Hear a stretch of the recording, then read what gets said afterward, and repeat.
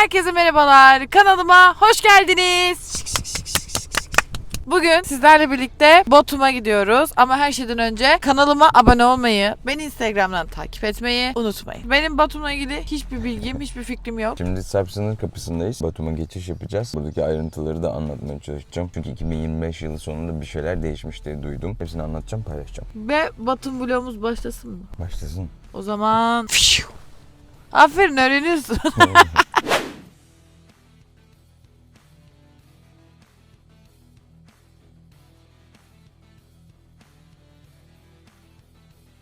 Arkadaşlar beni kapıdan içeri almadılar. Arabayla sadece bir kişi gidebiliyor. Ben şimdi sınır Korkuyordu kapısı... zaten. Şimdi yapayalnız geçeceksin. Bir de diyor ki tünelin sonuna kadar yalnız gidecek diyor. Abi bu sınır kapılarındakiler niye böyle gıcık tipli oluyor? Sevmiyorum bu sınırdaki insanları. Evet, İlayda gitti şimdi. O ayrı bir bölümden geçiyor yayalar. Yani iki kişiyi aynı anda almıyorlar arabanın içerisine. Arabanın içerisinde sadece ruhsat sahibini alıyorlar. Yoksa onu arabayla sokar. Ben kendim zaten yayan girerdim de araç üzerime olduğu için ruhsat sahibi, sigortası olanı seçerek alıyorlar. Bir sonraki geçişte bunun olacağını zannediyordum. Bizim taraftan çıkışta değil, bizim taraftan çıkıştaymış. Adam korkuyorum diyordu. Gitti vallahi. Üzücü.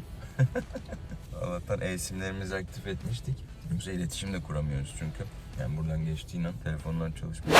Yani hiçbir şey sormadan geçirdiler bu taraftan. Ya burada sadece araçta başka biri var mı yok mu onu kontrol ediyorlar demek ki. Bagajda sokabilirmişim aslında, yani değil.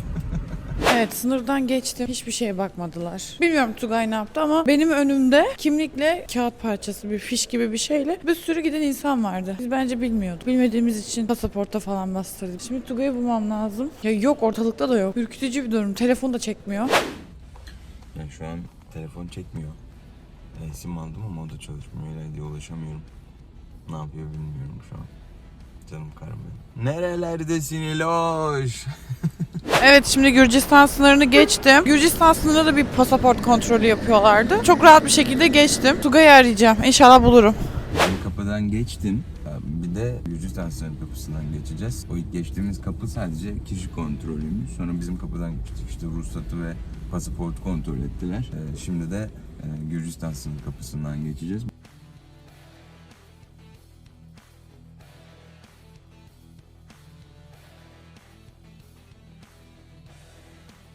Tugay'ı kapıdan içeri almıyorlardı. Bayağı böyle durdu bekledi. Ben polisin yanına gittim. Ben dedi ki eşiniz mi dedim. Eşim, İstanbul'dan geldik dedim. Polise bir şeyler söyledi dedi. Geçsin. Hanımefendinin eşiymiş dedi. Saygı duydular bana. Benim için geçirdiler seni. Orada bir saat seni daha kontrol edecekti. Bütün arabayı aradılar. Dedi ki ben altın, gümüş, silah var mı? Dedim yok. De ne arar altın? Nereden bulayım ben altın? Batum'a geldik arkadaşlar. Biraz Batum'u yorumlamak istiyorum. İlk görüşüm olarak buranın da dış cephesini beğenmedim.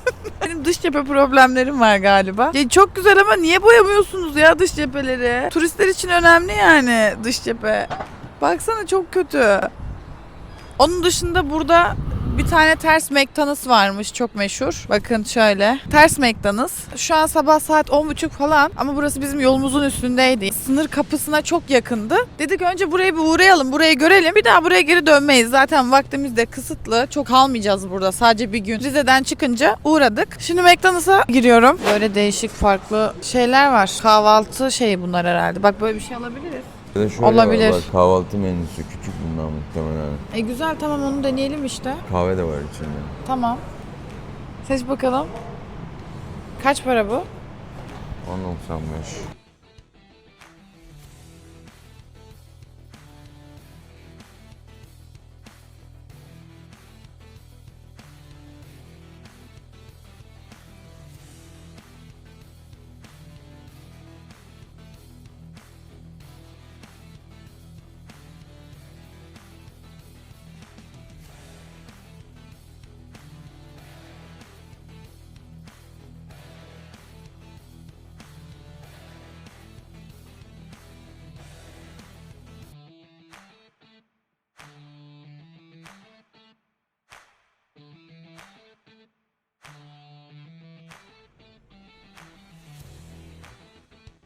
Oha, ne çabuk geldi. Ben burada oturuyordum. Bir anda yukarıdan bir hanımefendi geldi. Tepsiyi getirdi, yani kendileri getirdi. Biz de self servis ya, biz alıyoruz. Evet. Burada direkt masaya geldi. Bu neymiş şimdi bakalım. Bu sabah kahvaltısı mı? Buranın. Hamburgeri, ekmekleri hep böyle. Bak, Omlet. yumurta, omlet, cheddar peyniri ve et Ve- çok güzel. Dene bakalım. Omletli hamburger, çok güzel. Ben de bakayım. Çok güzel. Canımın kalışı.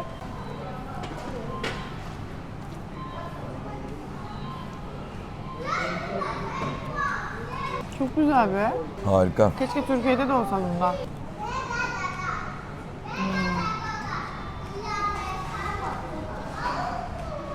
Arkadaşlar biz yanlış anlatmışız ya. Burası ters bina değilmiş. Burası ters binanın yakınında bulunan çok lüks bir McDonald'smış. Ters değildi ama güzeldi. Yo, çok şık yapmışlar, müthiş. Evet. Bir park alanı sorunu var, bence daha iyi olabilirdi. Onun dışında gayet iyi olmuş ya. Ve çok lezzetliydi hamburger. Bir tane yedik çünkü karnımızı doyurmak istemiyoruz. Yiyeceğimiz bir sürü şey var. Hani gelmişken bir şey almadan çıkmayalım dedik. AVM varmış buraya yakın. Oraya arabayı park edelim, sonra yaya yürüyelim, devam edelim. Bir taksi tutar, meydana gideriz, bütün şehri dolaşırız. Evet, Ama hadi üstüne bakalım. kalın bir şeyler al bak, üşürsün.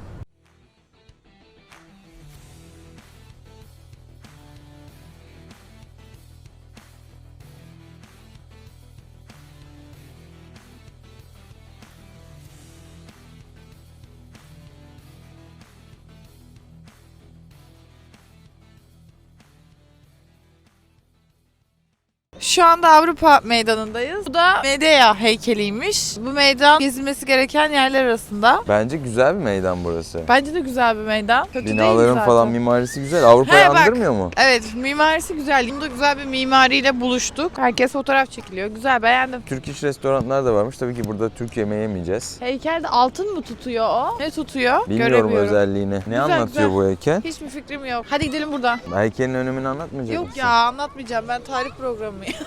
Hadi gidelim o zaman. Geldik, gördük, size de gösterdik. Siz de görmek istiyorsanız gelip bakın. Araştırmak istiyorsanız da araştırın. Aslında Batum'un bu meydan taraflarında ne yazık ki çok fazla park alanı yok. Park alanı olmadığı için de biz arabayla daha fazla dolaşmak istemedik. Şimdi bu şekilde turlayacağız burayı.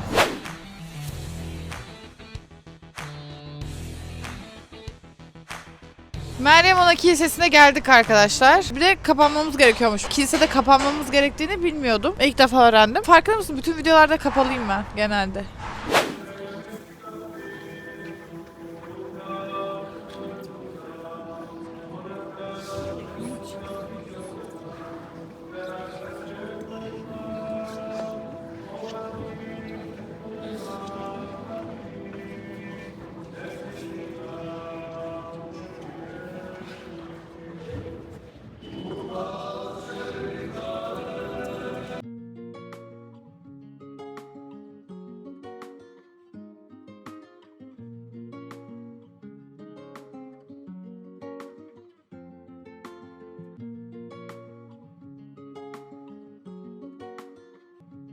Evet, kiliseden çıktık. Nasıl buldun kiliseyi?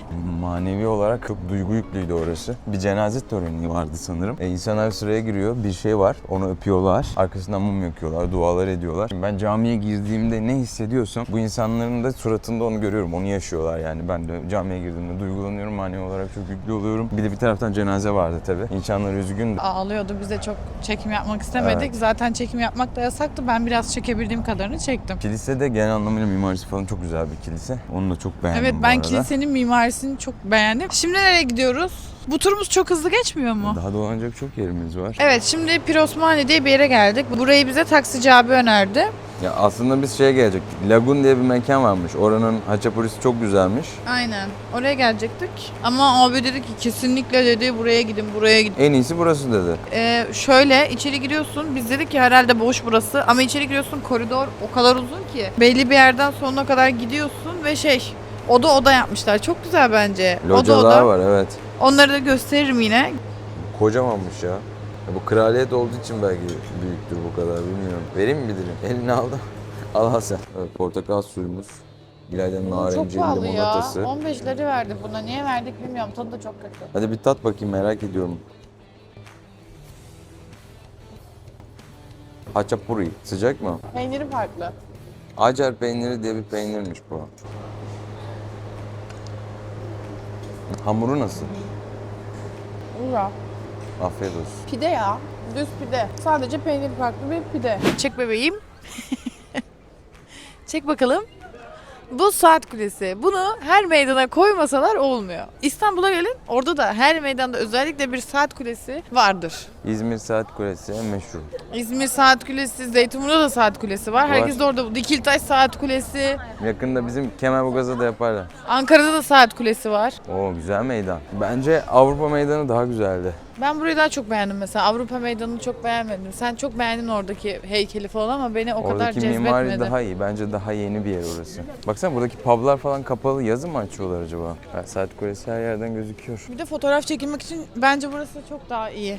Ay özür dilerim. Fotoğrafı var. Sorry. Yani ben çekemeyeceğim bu tipimle de fotoğraf çekilmek için burası çok daha iyi.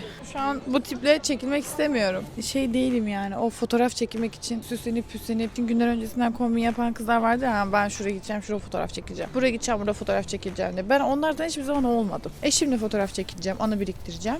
O kadar.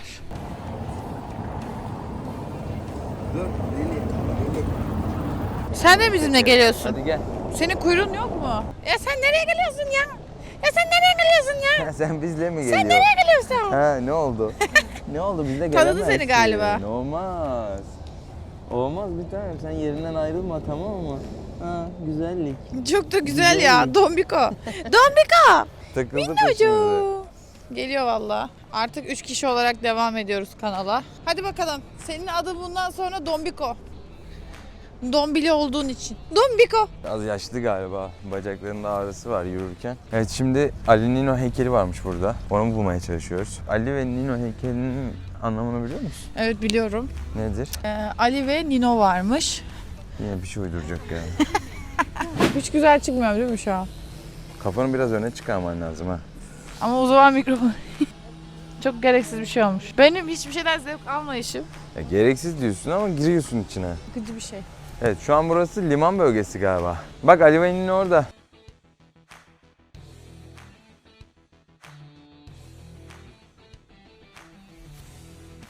Çeliktenmiş bu heykel İloş. Ali ile Nilo'nun hikayesini anlatacağım size arkadaşlar. Ali ile Nilo'nun hikayesi, biri Hristiyanmış, biri Müslümanmış. Savaş zamanında birbirlerine kavuşamamışlar. Daha sonrasında birleşmişler ve evlenmişler. Fakat Ali tekrar savaşa gitmek zorunda kalmış ve ölüyor. Nino da yalnız kalıyor ve bu heykelin asıl olayı, bunlar belli saatlerde buluşuyorlarmış. Yani günün belli saatlerinde iç içe geçiyorlar. Bence güzel bir şey yapmışlar. Her akşam saat 7'de birleşiyorlarmış, sonra tekrar ayrılıyorlarmış. Güzel bir fikir olmuş bence. Sen etkilendin mi peki? Hayır. Etkilenmedim. Güzel yapmışlar, güzel Bu arada düşünülmüş. doğruluğunu bilmiyorum. Bir romana mı dayanıyor, gerçek yaşanmış hikaye mi bilmiyoruz. Keşke birleşimlerine denk gelseydik. Niye coştu bunlar ya? Ay bu ne be? Susun! Tugay, bugün ettiğim bütün dualar kabul oldu ya. Aha da kavuşuyorlar. Çek bakalım. Saat başı kavuşuyorlar galiba. Kolları niye yok? Sarılamamışlar birbirlerine yeterince, o yüzden kolları yok. Oha, çok romantik.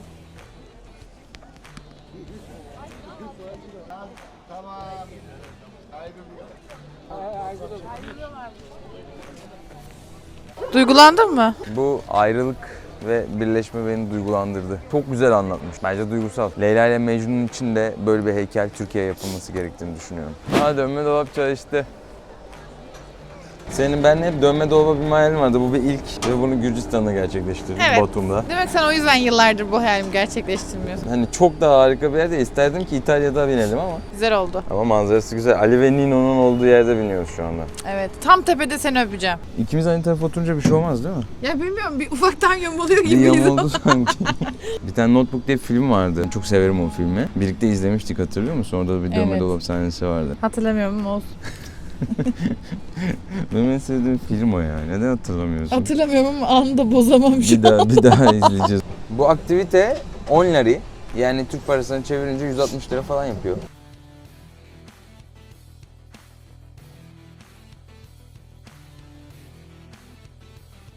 Gezerken biraz böyle arkeolojik şeyler, gezdiğim yerin tarihini görmeyi çok seviyorum. Ama burada öyle bir şey göremedim. Bu beni biraz üzdü.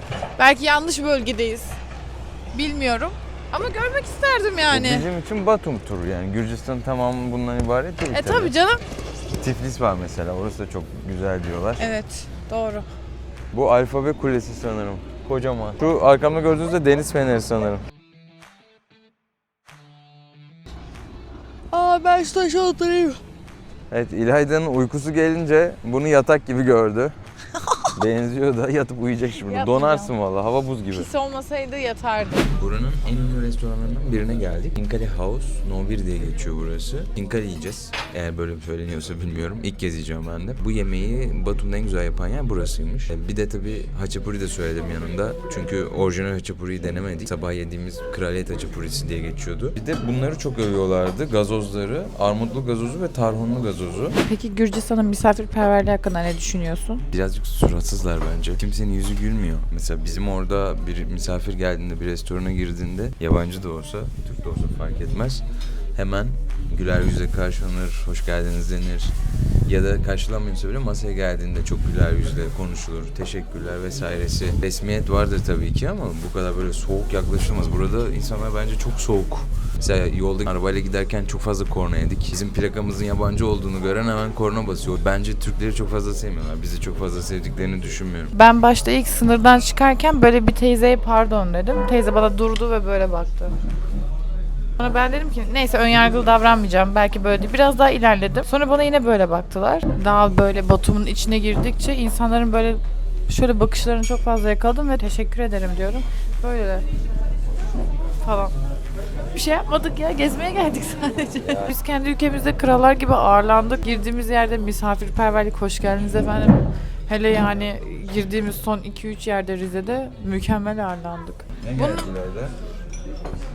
Beyaz çöp torbası.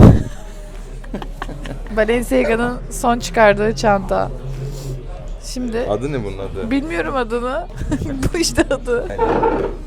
Ne? Kinkali. Kinkali. Güzel. Buranın yöresel yemeği bu arada. Dalga geçmiyorum. Sonra her şeye dalga geçiyorsun. Mık mık mık diyorsunuz.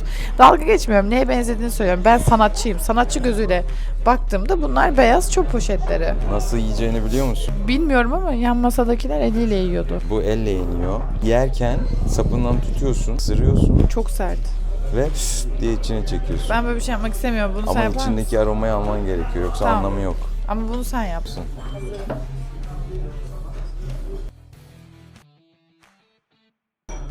İçinde bif var. Biflisini söyledik.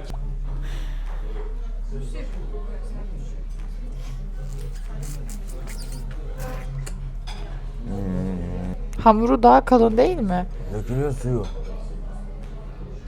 Güzel. Bütün içini yedim. Dışı kaldı sadece. Ben bunun hepsini ağzıma atayım mı? At. O sapını da yiyor musun? Sapını ayrıca yiyeceğim çünkü hamurun tadına bakmak istiyorum. Güzel. Güzel Bu mi? lezzetli bir şey. Ama bence şunun içine böyle tereyağı, biraz nane, biraz yoğurt, biraz salça koyarlarsa mantı gibi. Çünkü bu dev bir mantı. Yani başka bir açıklaması yok. Aynı mantı öyle bir sosla verseler daha güzel olur. Şimdi armutlu gazozu da deneyeceğim. Onu ben de çok merak ediyorum ya. Rengi nasıl? Ne renk? Bu armutlu olanı. Tarhunlu papatyagillerdenmiş bu. Bilmiyorum ne olduğunu. Bu da armutlu freşe gazoz. Güzel miydi? Güzel, güzel. Yani ben zaten seviyorum armutlu şeyleri. Bizde de var ama. Öyle akşam çok özel bir şey değil ama yemekle güzel gidiyor. Evet. Hayır aşkım ya öyle yenmez ki. İçine çekeceksin. Kuralına göre ya şunu. Isırıp içine çekeceksin. Anlamı yok. Bak dökeceksin yoksa suyunu. Isır, çek içine.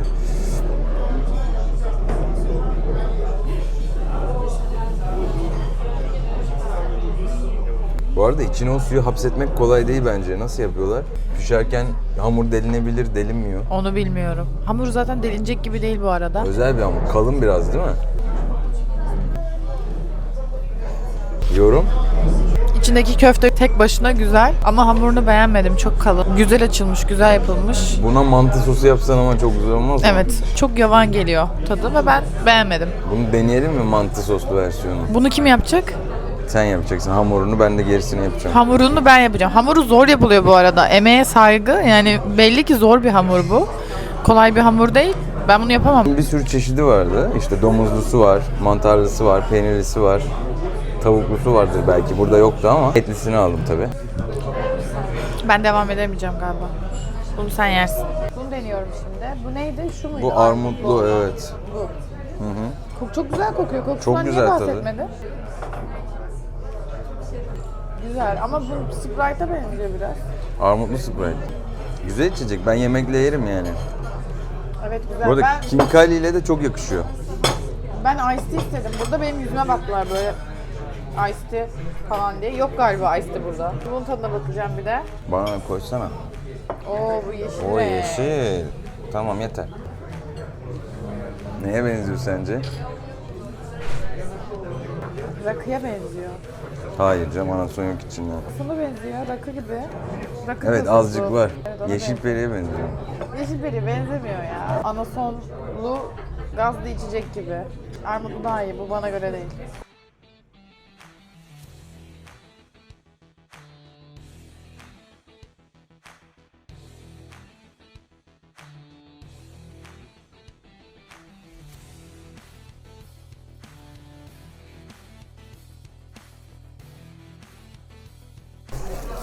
Güzel bir kaşar.